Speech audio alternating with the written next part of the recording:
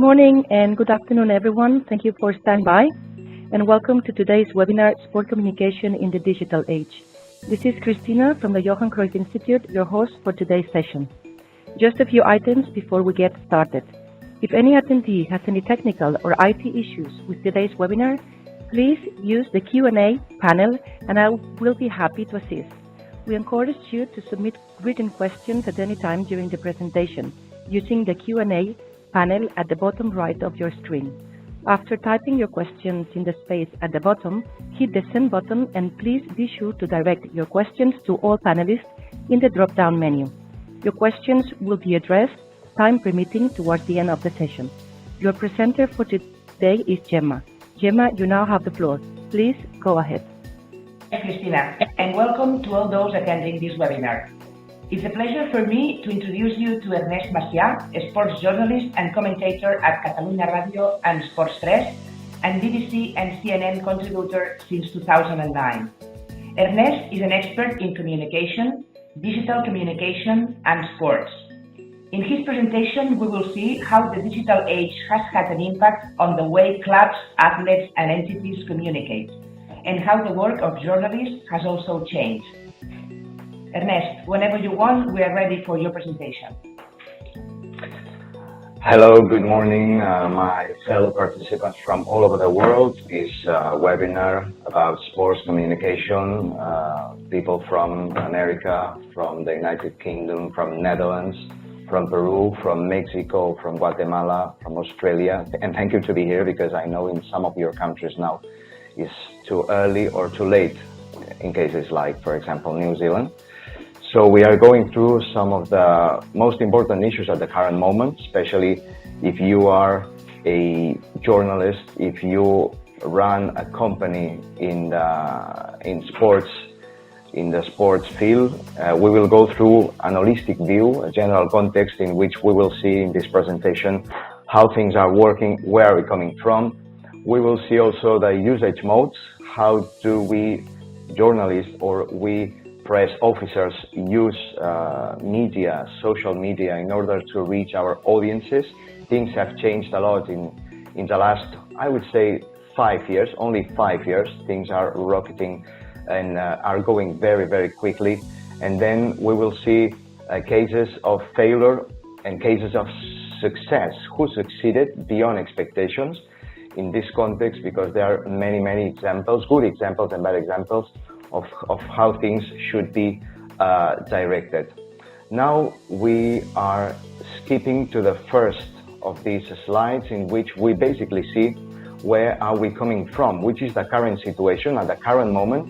And well, this is a general media survey from Spain, but I think that this helps a lot, because Spain, we will see it later, is at the current moment the country in which social media is growing more. And the current picture is a picture in which this first graph shows the development of internet, but first of all, the steady decrease of traditional media. Steady decrease, for example, of TV, very progressive, steady decrease, but still strong TV, especially in places where TV has always been strong, like the United States, Canada, for example. But in Spain, it remains still very, very strong. Then we also see the resilience of the radio.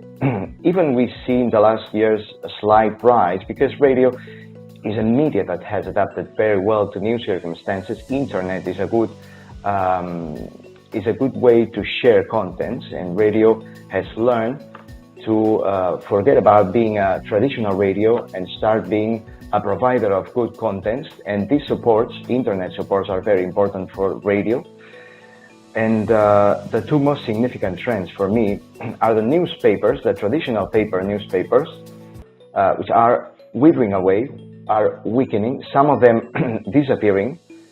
We see that in some of these newspapers that they are losing capacity, they are losing people working there, and there are cuts in wages because benefits are getting smaller every day. And then, of course, internet rocketing. This is the main trend in the last 5 years. It started back in 2010 I would say that in 2000 and even 2009 with the explosion of Facebook, but in the last 5-7 years, internet, as you can see, is going up, is rocketing.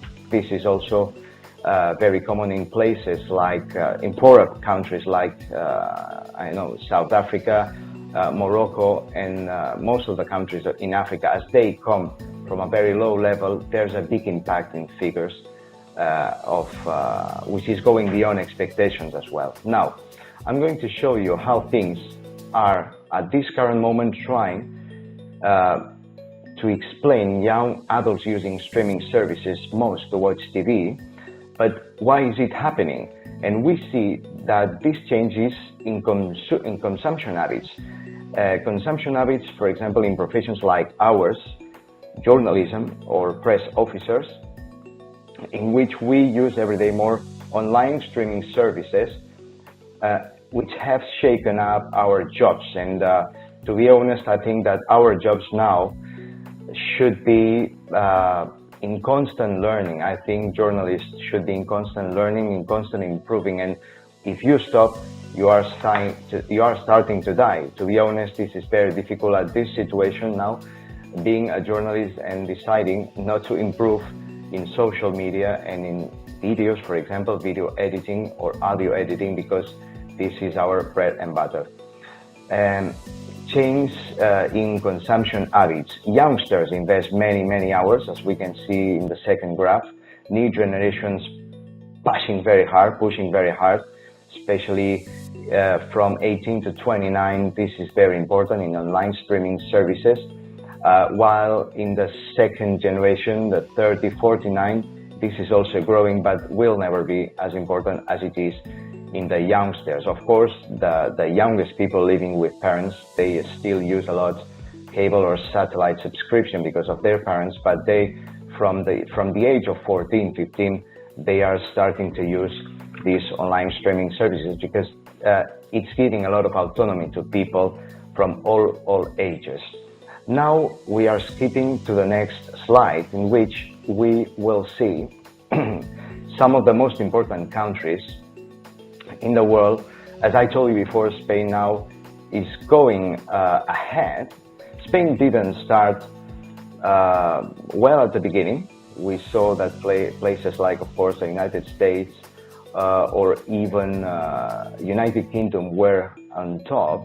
But these are some of the current powerhouses in the social media yearly evolution per country. According to a digital news report from the USA, we see the explosion in the period 2008-2017. Some countries that weren't on top of this race came back. The traffic has traveled I would say in all countries over the last 7 years. And also we can see a lack of confidence in some of the traditional media outlets. And that is the reason why social media as a source of information came as a priority for many people, because mainly it's free. Where to use our smartphone? That's also a good question, because it will show new social habits and customs, and it's very often and very common before falling asleep. We see in this survey 46% of people before going to bed, they use social media, or before getting out of bed in the morning. First thing people do, they basically switch the mobile on, and they get quickly updated on Twitter or Facebook or Instagram. And then, of course, on our way to work, on our way home after working, we also use it very often, 42% according to this survey. And of course, when you achieve internal harmony, not necessarily in the toilet, but during meals, people is very keen in using this social media, normally the tablet and the mobile phone. So we've seen a change in habits consumption, which is affecting our job as journalists, and which is affecting also the job of those who are currently in charge of in responsibility of the social media in every company. Now, how people is using social media shows also by ages. look at the orange diagrams to note the loss of confidence in mass media, the value for money, the free content. As I was saying, everyone prefers, I would say that 70-75% of people prefers free information, even if sometimes it's not reliable. I would say that in the age of 20 is when you see more evidently how these things are happening. Everyone led by new jobs and young people, globalization. And I would say there's an addictive component to this tendency, to this trend, because people who have more time seem to be more keen in using these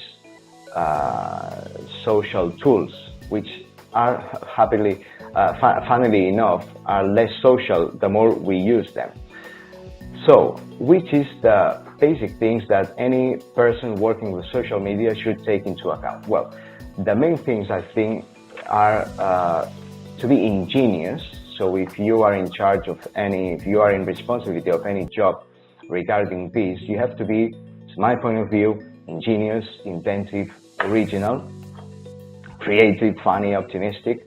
So you have to show what your company wants you to show, but also to contribute to worldwide mood, which is, I think, very important. Optimism is important in Facebook. For example, in Facebook, they are starting to use, and now it's very common to use other aspects which are not as positive as they were in the past, and that's one of the reasons why Facebook is becoming, I wouldn't say less popular, but is in a standby. Also very important to be prolific, to be constant, to plan a strategy. I put here posting at least twice a day, which is one of the minimum things that you should take into account when leading a company, when leading a club. Then the third thing would be find the best time possible. You have to take into account that as in TV there's a prime time, there's also a prime time for social media, and this prime time, as we've seen in one of the previous slides, is in the morning from 8 a.m. to 10 a.m. When having lunch, or after having lunch from 1 p.m. to 4 p.m., depending on the country. In countries like England or America, it's earlier than in Latin countries. That's why I put 1 p.m., 4 p.m. And then at night, after having dinner from 8 p.m. to 10 p.m. So these are the prime time moments in which you should tweet, you should post and have a good influence. Then, of course, introduce yourself. Biography is important in explaining clearly who you are. And in the last, I think the last thing that you should take into account is that videos are growing, multimedia content is appreciated, and that's why I say that the more videos, the more pictures, much better. So this is bread and butter for all journalists or for all people wanting to work in this area.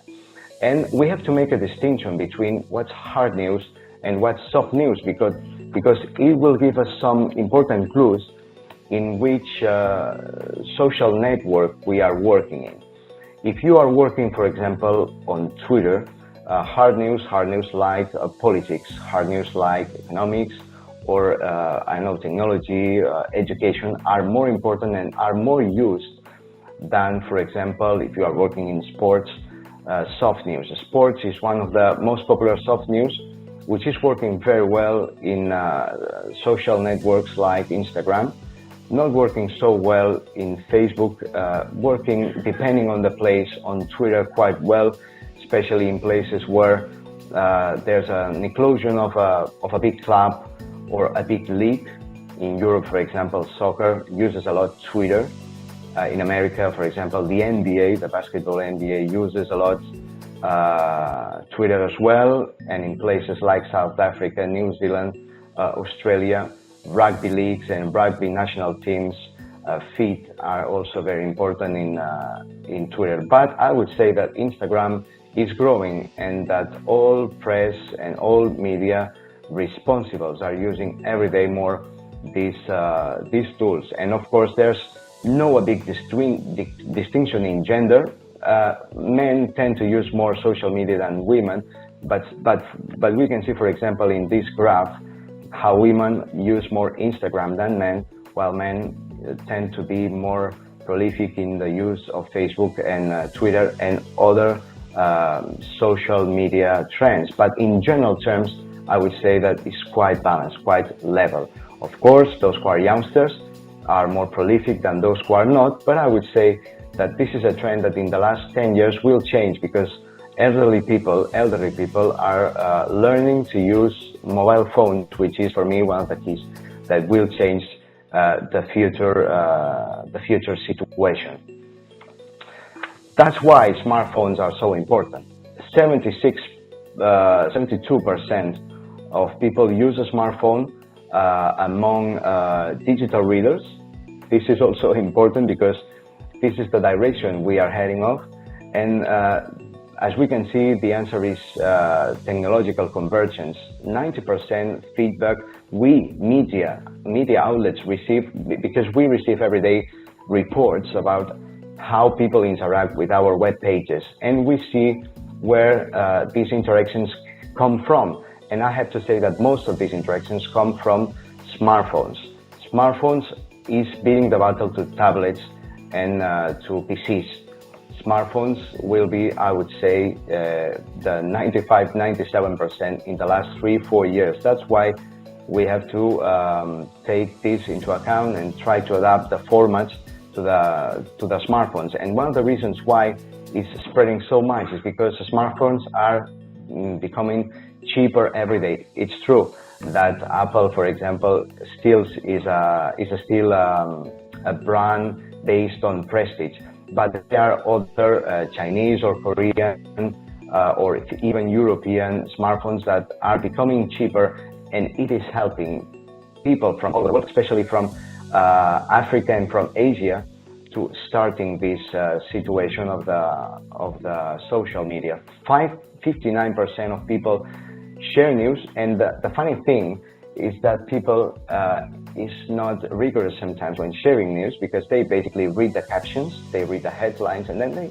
they share with that. That's why this communication through social media can be sometimes not totally trustworthy, shallow, superficial, but also very effective, because things spread a lot and very quickly. Me, myself, for example, on the radio, we have many listeners, 500,000 listeners, but when I put something on social media, that you see the repercussion, because it can reach millions of people from all over the world, and through a retweet, you can cause more impact, and then you can receive more feedback from a club, especially if they are not happy with what you posted. And the proportion in which people prefer video rather than text is also a thing which, to me, is crucial to understand what's coming. Video is I would say, the future of social media. Of course, people read, but they read less. They prefer captions. They prefer some short sentences, but video is basically what's going up, and the reason why many of us are working now at this moment, and we are learning about how editing video, how editing audio, because it causes more impact. So smartphones are basically the future, and video, I would say, are the main trends. These should be the goals for all organizations. If you run an organization or a club or a media, this is what you should take into account. The thing is, trying to generate as much as, well, I would say generate a community. This is also very important, because it will give you many feedback even when not expected. Generate calm participation and discussion, generates a daily need for information, a daily need for inbound from people from all over the world. And then one of the other objectives of a media outlet or of a club is establish a control over team messages and news, which is difficult because people don't like to be told what to do, don't like to be told what to say. But I should say that a community manager should be very intelligent when trying to set control and messages, and they have to be very subtle. on news and on some of the actions that a club or anyone takes in social media.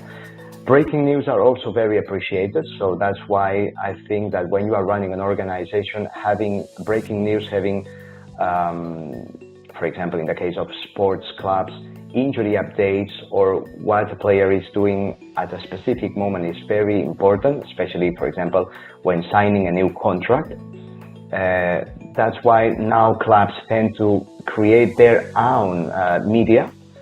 In the case of many European clubs, they have their own TVs, they have their own radios and their own newspapers, but also their own social media in which they compete directly with us, the traditional media. Relationship amongst fans, athletes and coaches is also important. Difficult to be honest if you are a club, but it is possible if you are a medium-sized or a small club wanting to be bigger. I think that this contact, this proximity between players and fans or members of board and fans is crucial. Then, of course, a regular promotion between club and fans will help a lot, provide fans with product promotions, especially shirts at a good price. For example, if you are a member of an association, I think that discounts of 10-15% is very important. And then try to boost to your website using these social tools to boost to bring to your website these people, because when trying to attract new announcers to your webpage, it rises the price. So and you can easily show to the companies that want to announce to your webpage through I know there are many tools that can show a progress in rates of people traffic coming into your webpage. It will help a lot. So webpage is your landing page, but social media, apart from creating a good picture and a good brand conscience, is also a good tool to redirect resources and redirect people towards your landing page. And then, of course, something which helps a lot, and I would say the main tool to help you boost is selling tickets. Many people now at this moment want to see a New York Knicks basketball game or a FC Barcelona football game, and they go to the webpage to buy tickets. And this is your webpage has to be prepared. Your landing page has to be prepared with a good SEO strategy, with a good positioning in the engine, searching engines like Google, for example. This is very important. This is very crucial, and you have to have a good mathematician, because now we are working with more mathematicians trying to calculate how to appear on top of the social media research engines. And this is a very complicated issue, but I think that in the future, appearing first, second, or third will be very important. And for these organizations, I have to say that is crucial. And that's why they are working with some companies, with physicists, some mathematicians, people who know the algorithms to put you ahead on the search. Now we progress. We go to see which are the main clubs in the world. And I want you to see a video in which I will basically show you how some of the clubs are working. I should say are working quite well. You will be surprised to see that the Premier League clubs are not on top at this moment, even if the Premier League is the more popular league in the world, especially in places like Asia. That's why they have more people in TV audiences, especially in places that were former members of, for example, United Kingdom, for example, in India. They are very popular. But funnily enough, these British clubs are not in the top 5 in social media. We will see why. But do you want to see which are these top 5 clubs? And do you want to see the comparison with other leagues at the current moment? Because football is doing, soccer is doing things very well, and we will see why. So these are the top 5 in social media at this moment.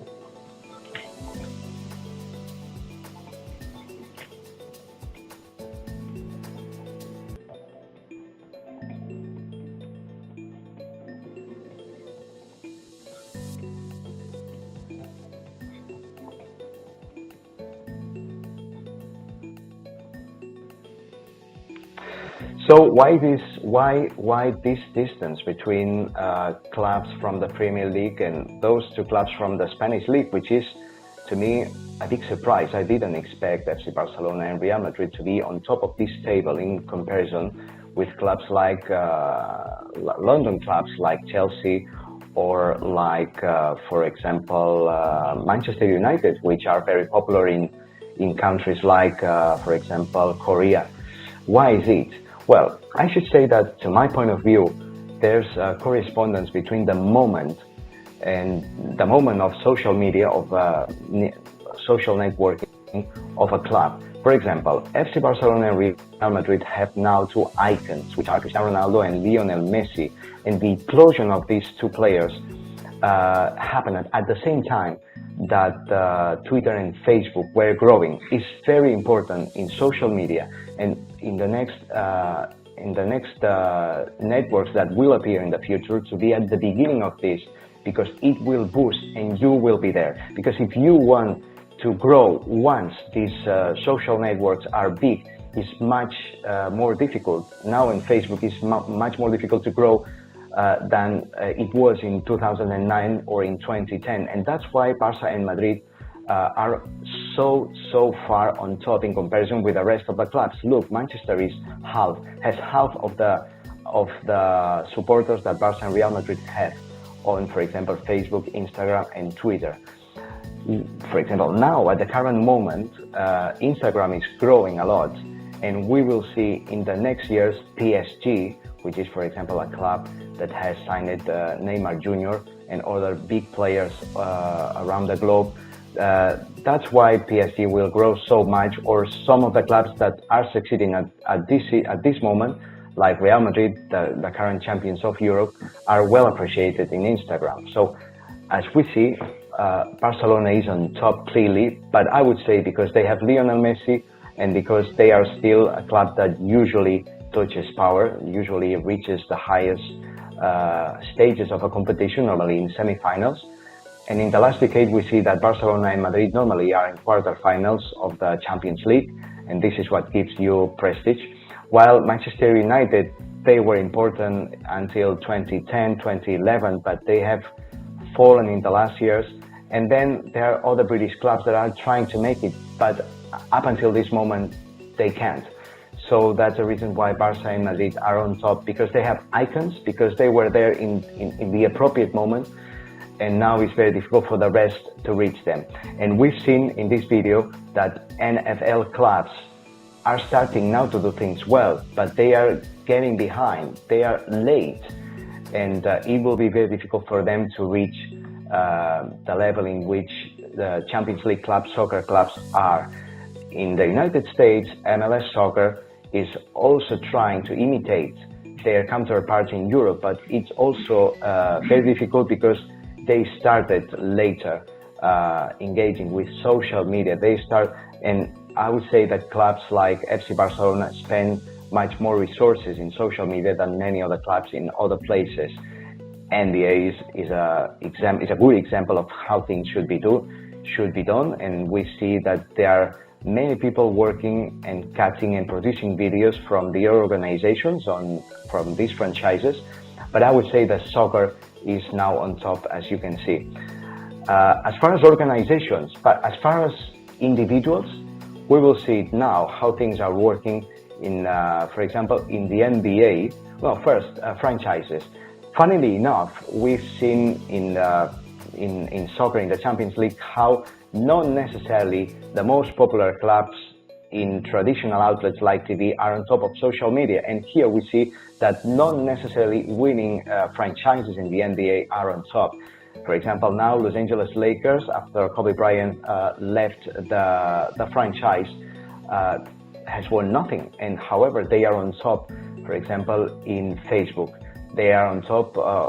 Chicago Bulls are also on top, even if they are now in bad sportive situation, really bad, one of the worst clubs now in the NBA. The same with Miami Heat. But for example, why on earth Golden State and Cleveland Cavaliers are not on top? Well, the reason, as I said before, is because these clubs are popular now, but they were not popular in 2010, 2011, when Facebook and Twitter were growing. Their explosion came later. That's why we will see in the next graph, yes, as a club they are not on top, but as individuals they are. Because let me skip to the next slide, because you see that individuals from these franchises, yes, they are on top, but where? In Instagram. On Instagram, they are on top. LeBron James and Stephen Curry, and as a club's Warrior and Cavaliers, were there at the appropriate moment. So in the moment where Instagram is growing, we see that Warriors and Cavaliers, who are now winning most of the NBA rings, are there. And of course, we see that LeBron James with Nike behind, big brand, is on top, but followed by Stephen Curry, which brand is Under Armour. And Under Armour is doing very well, as we will see later, on social media. And then, of course, other players, probably not so popular, but also very known, like Dwayne Wade, Kyrie Irving, Damian Lillard. It will depend on the successful trajectories of their franchises, but it's true that these individuals are brands by themselves, and they exploit, and they know how to exploit their images very well, and this is what they do it. This is why they do it. Let me skip back again to show one of the other reasons why I think that these franchises, not necessarily winning franchises, are on top. Yes, they are worldwide organizations, but they have metropolitan areas behind. I mean, Los Angeles and Chicago and even New York, which is in the 10th position, but they are winning nothing. They have big cities and they have big metropolitan areas, and they have a lot of tourism and many people who go to these areas. That's why even if they are not winning franchises, winning clubs at the current moment, they have a lot of followers, because people associate this feeling of happiness of being traveling all over the world, traveling to see Manhattan, for example, or going to the beach in Los Angeles or in Miami. They associate these experiences with going at least once in their lives to the arena to see the basketball games. And this is why they are so popular, not because they are winning projects at the current moment. Well, Los Angeles Lakers has an incredible story. Chicago Bulls, the same with Michael Jordan, but it was in the 90s, not in the current moment of history. And that's why they are. So there are many factors that explain the success or not success of a brand or a club. But I would say that these are the main ones. The first one for me is being there at the appropriate moment. But then, of course, there are some other demographical situations then that will help. Barcelona, FC Barcelona is one of the other examples. I think Barcelona will always be there because it's a successful brand as far as tourism is concerned. And this will help a lot because people will normally associate this experience of one of the most touristic spots in the world with FC Barcelona.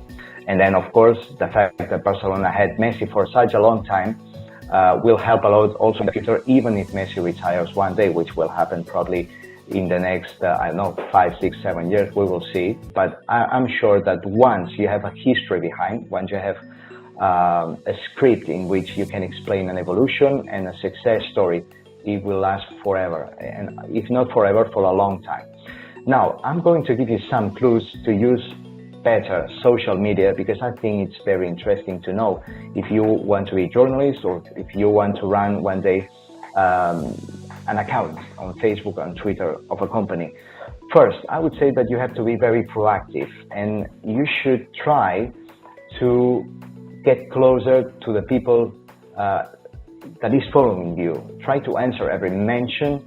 Of course, putting likes is important, but also it's very important, if you can, to answer personalizedly. And I'm going to give you examples, for example, of other brands like, for example, Coca-Cola. Coke is using personalized communication, answering every message since 2011. So it's been the last 6 years that Coca-Cola started to not to be a big company that basically want to show their products and they don't care what's the opinion of the people, consuming their products. No, they want to know it, and they are very active. And sometimes, for example, when you are using Twitter, and in Spain, the case of telecommunications company like Vodafone or Movistar, if you send them an individual message, they will answer back to you. So this is a very quick way to reach them, and this creates a good feeling in the person, in the consumer, who is behind and who is trying to reach a response. Sometimes we are tired to call to telephone numbers that never respond to your call. Social media is a good solution for this. Then it's also very nice for people to see inside information, behind scenes information.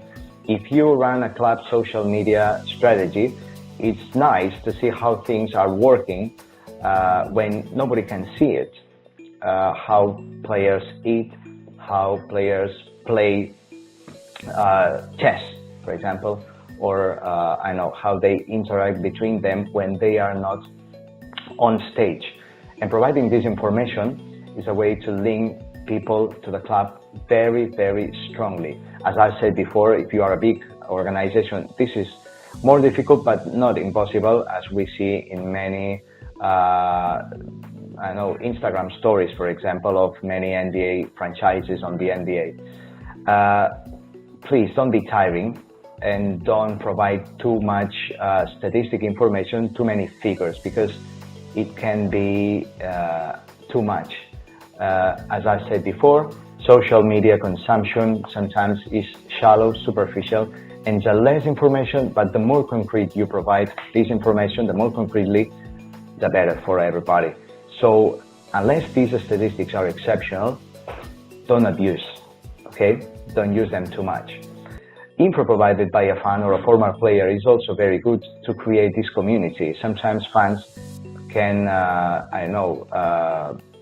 be kind of journalists and can provide us with, for example, in demonstrations we've seen in Catalonia or in Spain, we've seen that people with their mobile phones are recording some of the moments, some good examples of what's happening there, and they can be kind of good sources and reliable sources that can help us explain better what's happening. So that's why media, or in this case companies, should use also these more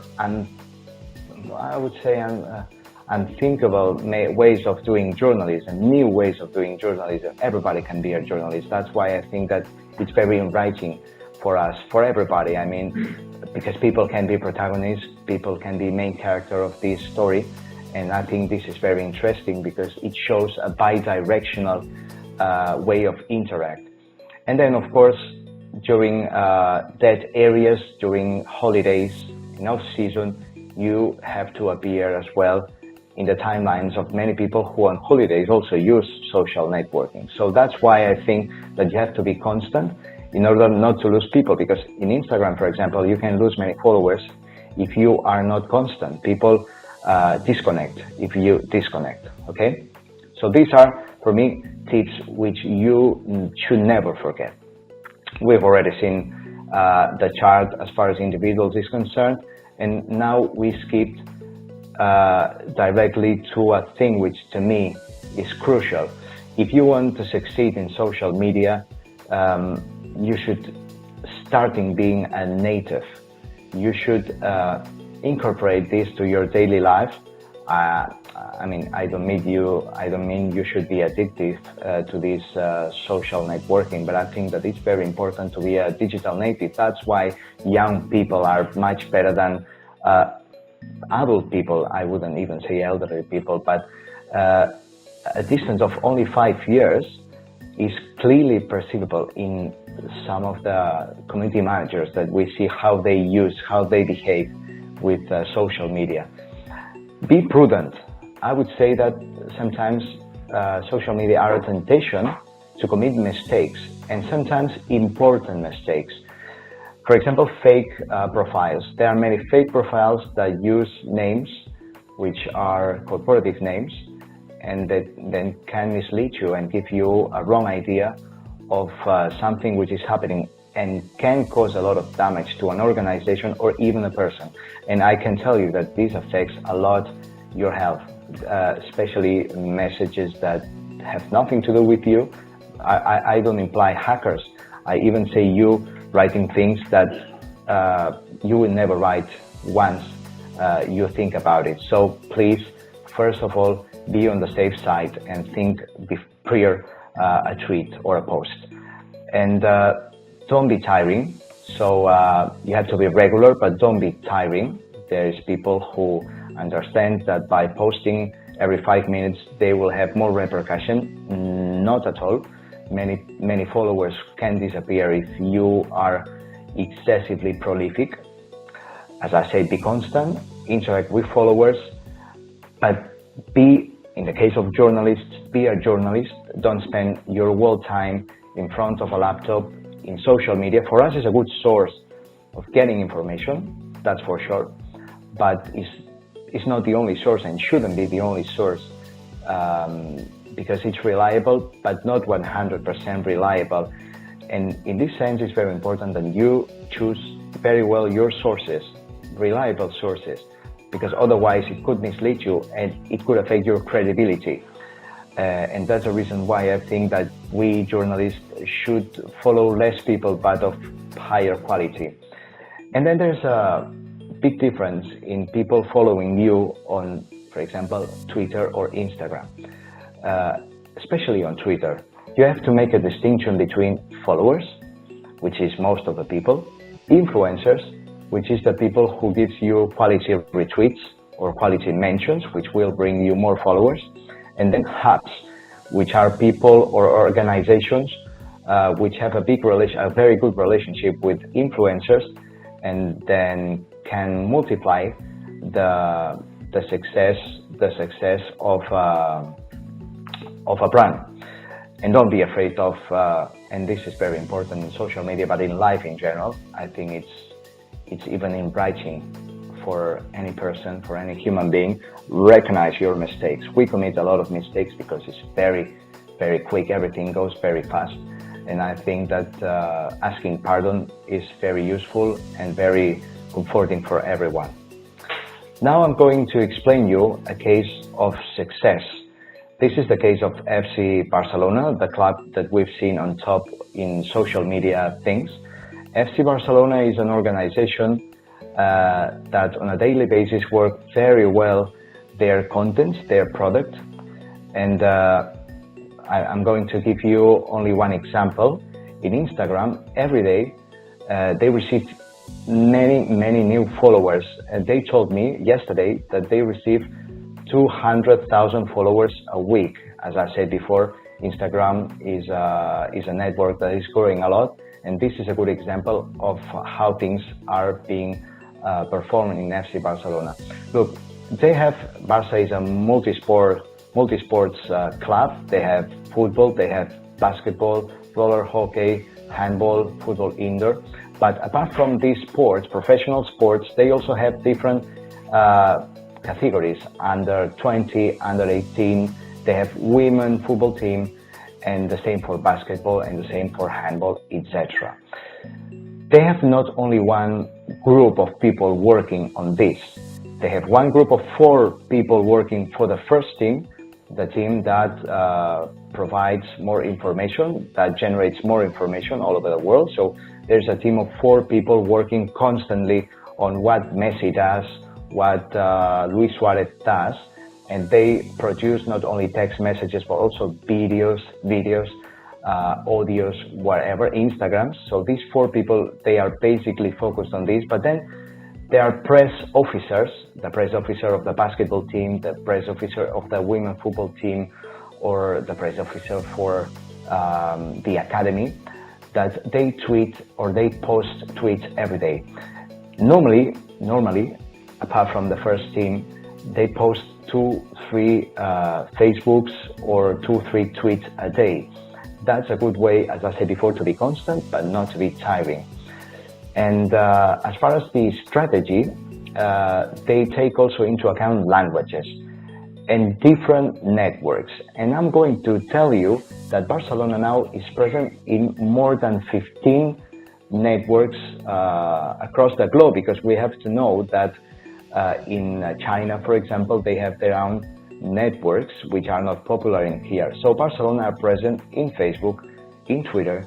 Let me read because I will forget some. Facebook, Twitter, Instagram, YouTube, that's for sure. But then they are also in Line, in Google+, Viber, Snapchat, LinkedIn. And then in China, they have present in Sina, which is the Chinese Twitter, Sina. WeChat, which is the Chinese WhatsApp. Then Miaotai, which is the Chinese Vimeo. Dailymotion, which is European YouTube. And then they have their own radios, so they are in TuneIn, in Pinterest, in Periscope. So that's a good example of how things should be done. To reach the top audiences, Facebook sometimes is not enough, especially in Asia.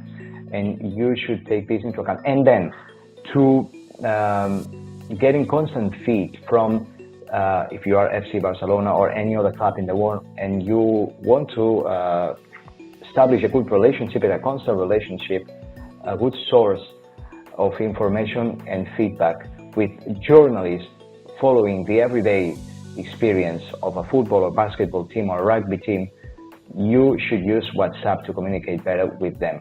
To create a group of WhatsApp, not bi-directional, because then everybody chats there and it's a mess, but mainly unidirectional, in which a club can inform and in which you can send a feedback, but individually. So that's why more and more clubs now are using WhatsApp to communicate with journalists, and some of these clubs are using WhatsApp to communicate with fans if they are not big clubs, especially second division Premier League clubs. Some of them are using WhatsApp as well, very well.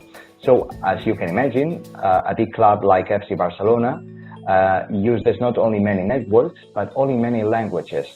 And these people, this group of 4 people normally tend to post tweets, tend to post posts on Facebook in Spanish, in Catalan, and in English. But FC Barcelona has other people who allows you to make posts in French, in German. Sometimes they post in geolocalized posts in Germany or in Portugal. But then you have Indonesian, Korean, Chinese, Japanese, Arabic, apart from Spanish, Catalan, and Dutch and English, of course.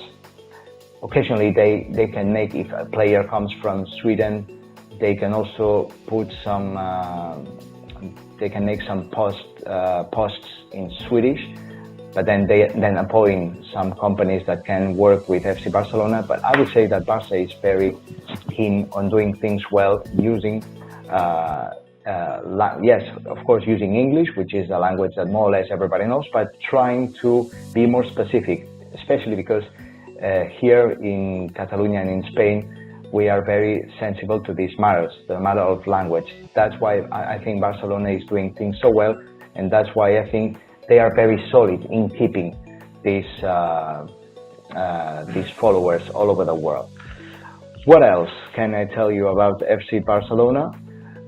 Japanese, Portuguese, Chinese, Turkish. I forgot Turkish and Indonesian. Barcelona is also tweeting in Turkish and Indonesian. So it gives you an idea of how things are. Now I'm going to show you another video. By the way, I said before that newspapers are suffering a lot, but I've recently seen a good example of how things should be done in New York. In America, some newspapers have died, but for example, New York has multiplied by 2 the number of subscriptions in the last 2 years, and since 2010, which is where they started their online strategy, they have reached 2.5 million subscribers, which is easy to say, but very difficult to reach. 2.5 million subscribers that use the New York news very, very often. How companies use video? This is also important. I said before that video is the future, and I think that, for example, flight companies like KLM do it very well. This is how they promote their own social medias, KLM, which is a British company.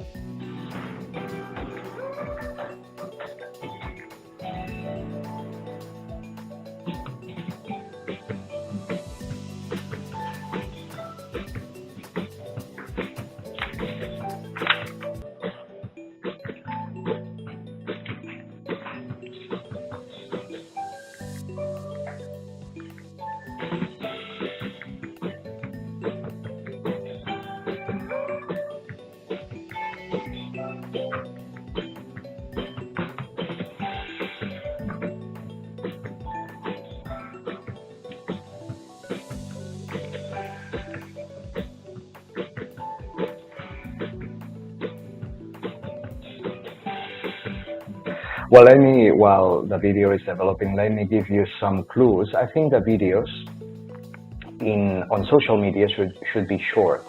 This one lasts 1 minute and 20 seconds, but I think that for Instagram, for example, it's also important to have videos of only 30 seconds, 20, 25 seconds, or even less. I'm going to show you Vimeo, which is 5 seconds. Which is a 5 seconds Vimeo, and if I can, because I'm not sure I will find it, but yes, Vimeo, a Vine video, which in 5-6 seconds they explain you how to sell properly a brand. Look.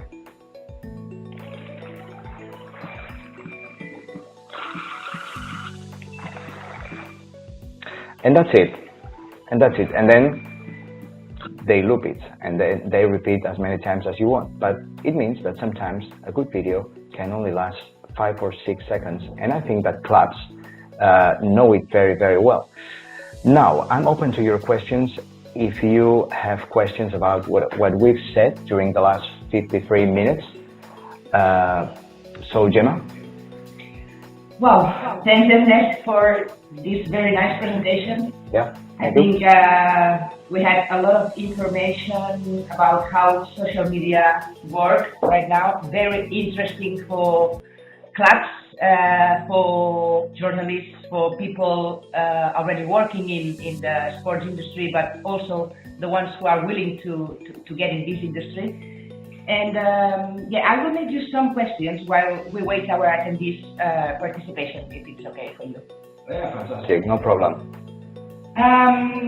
First question is, how old do you think a community manager should be, and what qualifications or training should they have?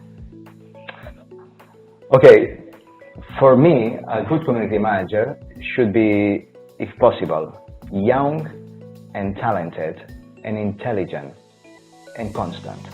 And as I said, constant doesn't mean to be tiring. But if you are young, I'm sure you are native, I'm sure you will know which is by your instinct, not because you've learned, but by your instinct, which is the best use of every social network. But if you are not young, you should have studied community management in some business school, in the university, because of course you can learn by heart this issue, and you can be a good community manager, but it will take a lot of efforts, and you will commit some basic mistakes that you don't know, but that will expose you. So I think that apart from being a good native, being young or not, you should study, because it will give you more inbounds. However, we have to take into account that the laws are not constant laws, and these laws change, and these criteria can change as we develop, because, for example, I remember many people using Twitter and not being very prudent and saying things about politics or about their aversion to another club when they are journalists. At the beginning it was very funny, but then when you have a big audience, you lack the respect of these people, and you receive very bad messages, very bad inputs, which go against your image and which go against your health. That's why I think the main characteristic, apart from being young and competent, should be being responsible of your acts. Talking about the audience, as you said, I wonder, where have you had more problems? With what you said on the radio or on social networks? On social networks, for sure, because everything is written and is there, and everyone can capture, even if you delete this message that shouldn't be there, everyone can capture the screen and then in some years show this screen back to you. And I can tell you it causes a lot of pain. So that's what I said before. That's why I said that you have to be very conscious of what you are doing with social media, because the impact and the implications can be very big. If they are good, fantastic. But if they are not good, they can cause you many problems. In my case, I'm on the radio. The words disappear once you pronounce these words, even if they are podcasts. But normally people listen to the radio and they do not keep the podcasts to show this podcast you in the future. While in social media, this is easier and more dangerous, of course.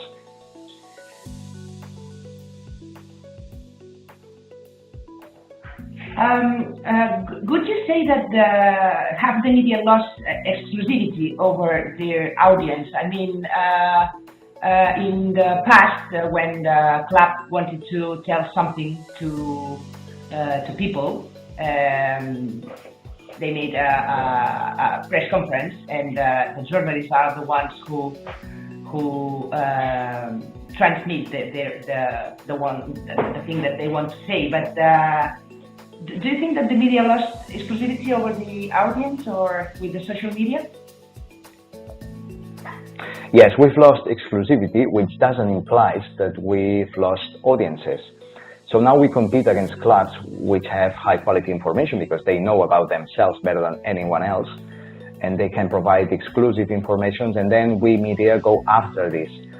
Sometimes not, especially if these informations, if these piece of news are bad news, of course we can be first and have a big repercussion. So that's why I think that yes, we've lost exclusivity, but we haven't lost audiences. The same that happened with cinema when cinema appeared. It didn't it didn't suppose the disappearation, the disappearation of TV, radio, or other traditional media, of newspapers. Everybody can coexist, but the influence has changed. TV has less influence than in the past. The same with radio, the same with newspapers, because now social media has changed everything. But I think there's place for everybody because audiences have grown a lot with the use of mobile phones. Okay, we are getting now some questions from our audience. Mm-hmm. The first one is, do you think that the professional athletes should receive training on how to manage their own social networks? You've been talking about very popular athletes as LeBron James or other examples. Should they receive training? They receive training. In fact, these players are given a small booklet in which they have some of the key rules in social media. Of course, some of these players have a team behind them that works very closely, and then this team of people, that can be one or two persons or even three in the case of the most popular players, they upload contents on Twitter or Facebook. That happens. But also the players by themselves, they have direct access to their own social networks, and they put and they interact with people, not very often, but they do. And as they are not digital natives, some of them yes, but some of them don't, but they are not professionals in this area, they can be misled, they can be wrong sometimes, and they can commit big mistakes with big repercussions. And that's why in the NBA, in the NFL, in the MLS, in the UEFA Champions League, or in the ACB League, as far as I know, in Spain, the basketball league, they receive instructions on how to behave. Then, of course, they are free to do it or not. But for example, I'm going to tell you a case that happened recently in Barcelona. There was a basketball player, who complained openly on Instagram about the medical service of the club, saying that the medical services told him to play while he was not ready to play, and he didn't play well, and that's why the club was not happy with him. And he said, okay, of course nobody's happy with my efficiency because I'm not 100% well, even if my doctor in the club said so. And then of course the club was not happy with going public with this, and this player was fired. So it can be very, very complicated if you are not intelligent in the master of these kind of things. And that's why, in order to prevent major problems, organizations do well by telling the players what they should do and giving them a small book about not only social media, but about other things like money, like how to behave with fans, like to behave with media. This is very important, that these players receive a good master on how to behave in a complex world like we are living now. Let me check another question. Yeah, there are many questions. That's good. That's good. Okay, that one. Should we believe that athletes manage their own social networks themselves? Again, please. Yes, that if we should we believe that athletes manage their social networks themselves? Some of them do, and some of them don't, and some of them do it partially. Of course, the main preoccupation of these athletes must be compete, but of course, especially if they are young, they know that they can reach bigger audiences, and as for example, in the case of athletes, they are not winning big amounts of money unless you are Usain Bolt.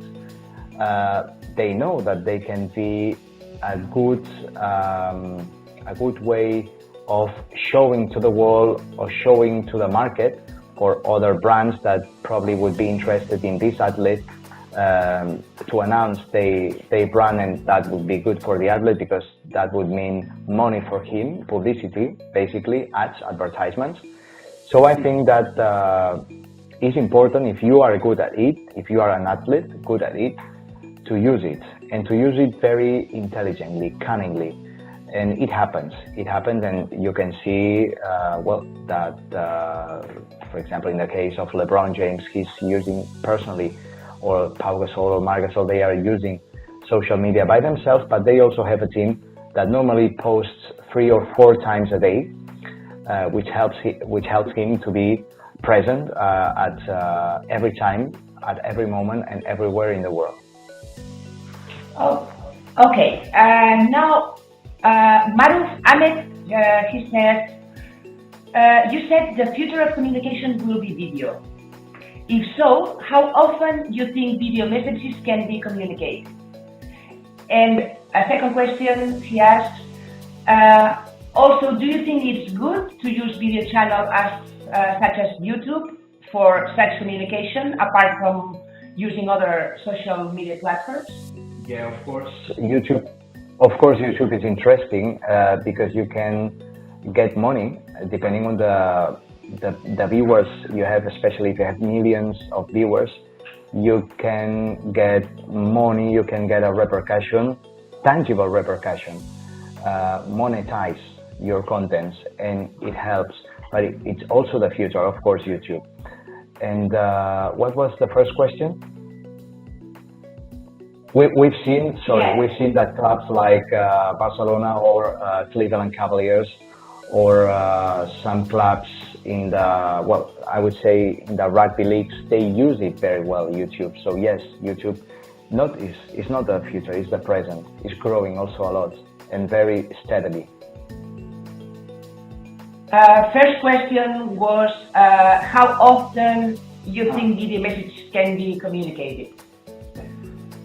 Well, I think that 2 videos a day is a good proportion, but it will depend on the engagement of every individual. I think 2 videos a day, if you have an organization behind, is okay, and you can work videos very well and high quality videos.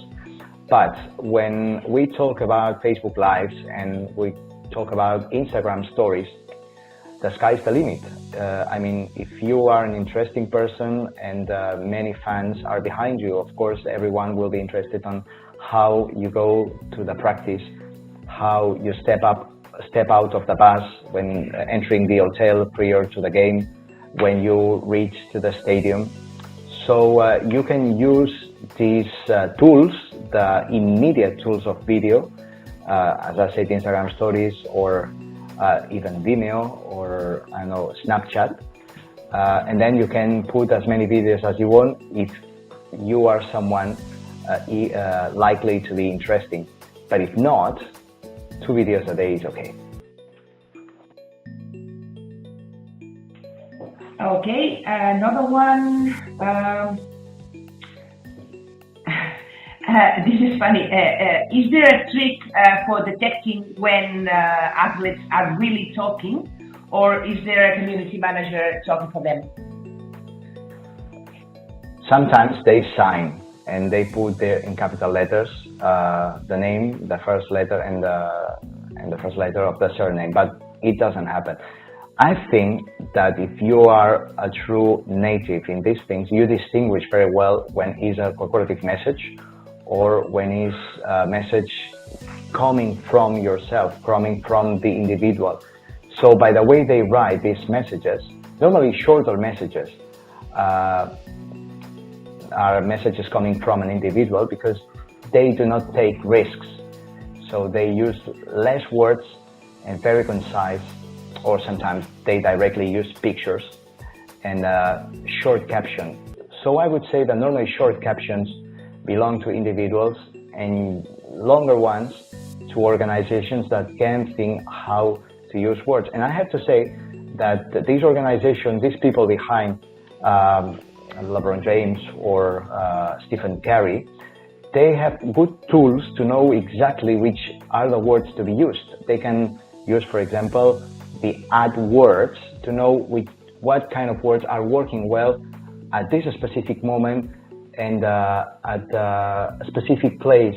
For example, a word like soccer can work very well in the United States, but works very badly in Europe, while football works exceptionally well in Europe, but then it can mislead in the States because football is American football. So they have tools to use at every time of the day. As I said, AdWords, but there are many other applications that can help you to choose the appropriate words.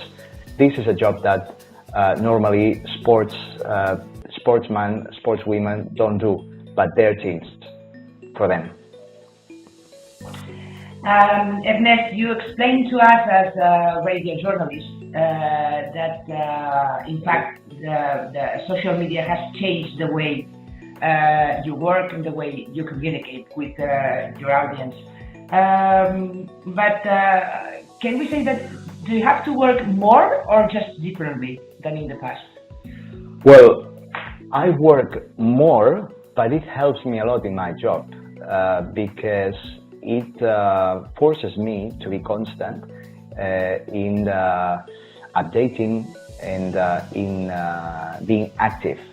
Time ago, I was only active when I had to be on my radio program and sometimes when calling to my sources to get information. But now, social media forces you to be constantly there and producing contents, not only breaking news, but sometimes good videos, sharing other experiences, or sharing good contents, good tweets from other people, sportsmen, media, whatever. So it forces me to be more plugged to the world, and for me, it has been a good influence to have social media because, sincerely, I'm much better than I was in the past, and it helps me to put everything into order.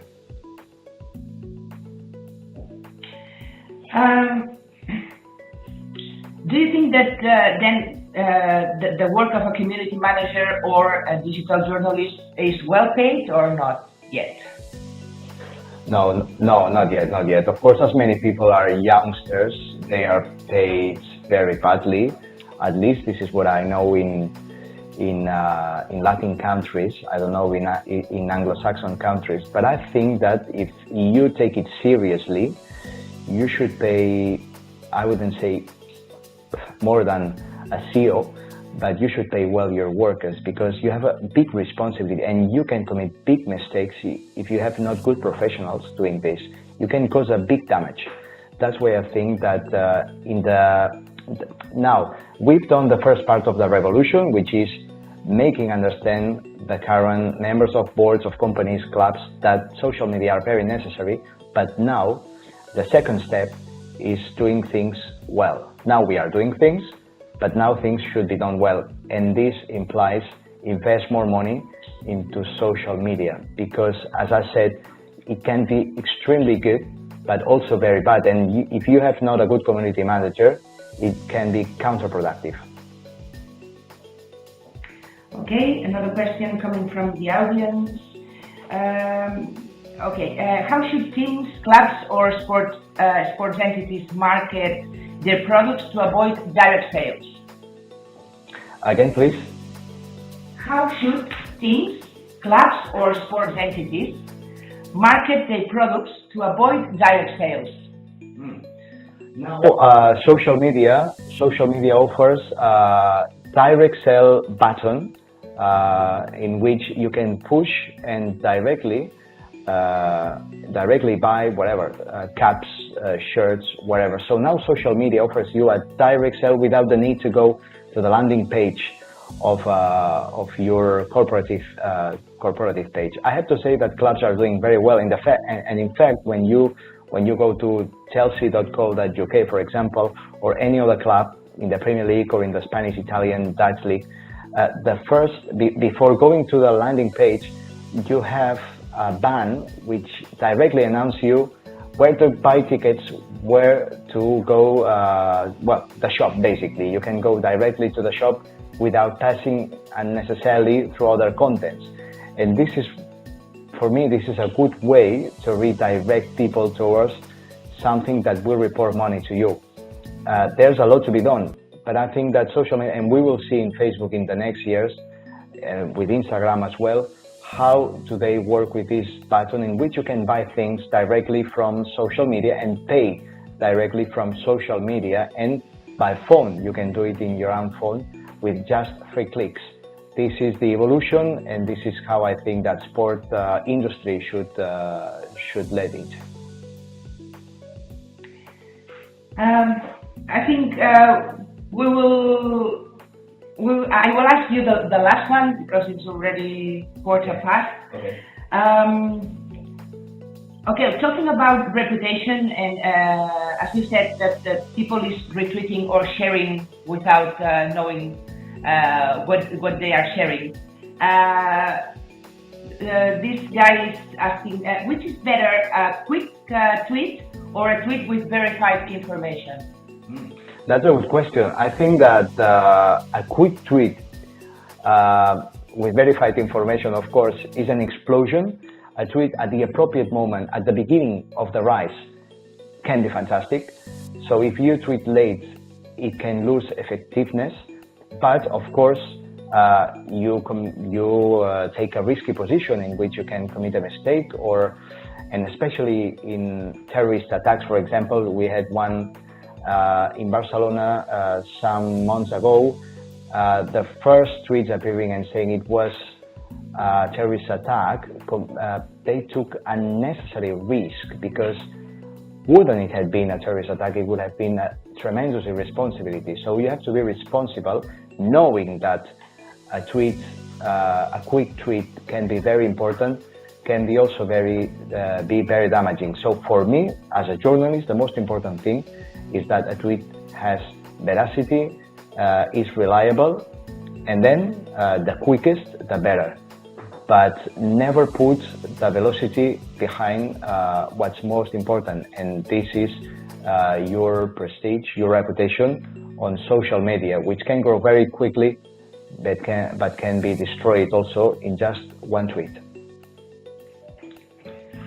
Okay, there's an extra one that is arriving now. It says, with the anticipated development and growth of social media, do you think it will impact in stadium attendance on match days?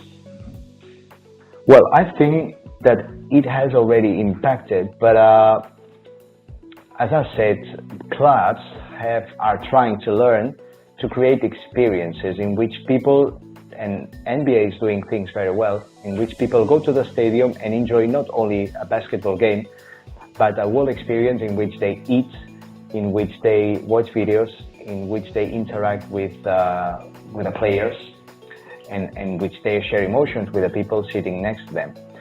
So I think that the attendance in the stadiums has changed a little bit, but if you do things well, and especially in touristic areas, you can keep the same pace and the same. I think that what has affected most attendance to the stadiums is the changing dates and the changing times in which games are played. Time ago, normally, the games were played, at least in Spain, on Sundays at 5 p.m.